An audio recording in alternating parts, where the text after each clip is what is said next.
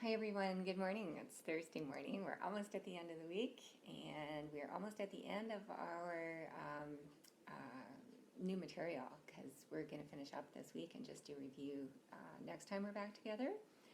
I do have a feeling that we're going to be back together online next time, so I'm sorry about that, but not much we can do about it, so we'll make the best of it. So I thought that it might be handy if I made up a list for you of everything that is due, just so it's kind of organized for you. I know stuff's all over the place and it's a little confusing sometimes. So I thought I'd start with today's lessons just to give you an overview of where we're at in terms of today. Sorry, I'm just trying to get my pen working here.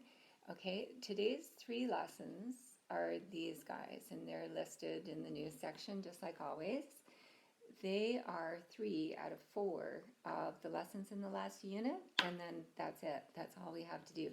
So it's not hard. We're still doing area, perimeter, volume.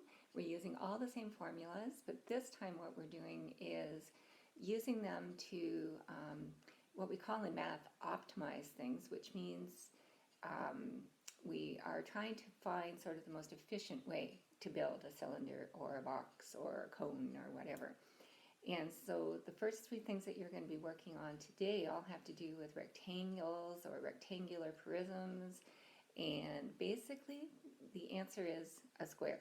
Whenever you want to make something with the biggest area or the biggest volume for the smallest amount of material or surface area, you always make it as close to a square as you can, if not an exact square.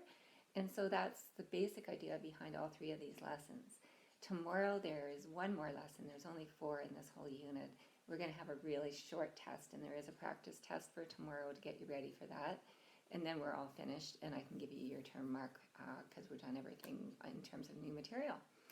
So I have updated marks in Edsby, and you can go there and you can see your marks so far. It won't give you your percent, but it will give you, what you got in each of the things. It'll also show you if there's any blanks, which means that I don't have a mark for those things for you. So just to help you organize yourself, I've made a list of what I'm looking for. ISU Quiz 2 was due last year. I put a smiley face beside that because it was technically due the last week before Christmas. So you should have had that in before you started work on this week's material, and there are lots of people who haven't finished it yet.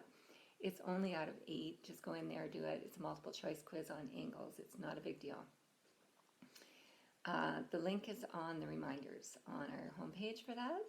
Unit test number 7, we opened that up yesterday, and so several people have written it, and your marks are now recorded, and you can see how you did. If you haven't done it yet, take your time, wait until you're ready, and please make sure you've written it by the end of this week, which means by Sunday. Why did I put unit test number 7 twice? I meant unit test number 8, and through the magic of the internet, we are going to change that to unit test number 8. And that comes up tomorrow, and that will also be due by Sunday, and it's a real short test, and you'll find it pretty easy.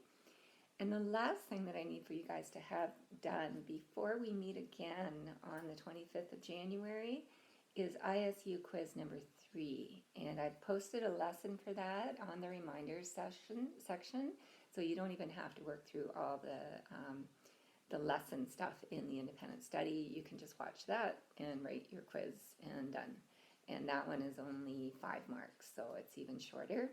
And then of course unit or quiz number 4 for the ISU will be the last week, okay?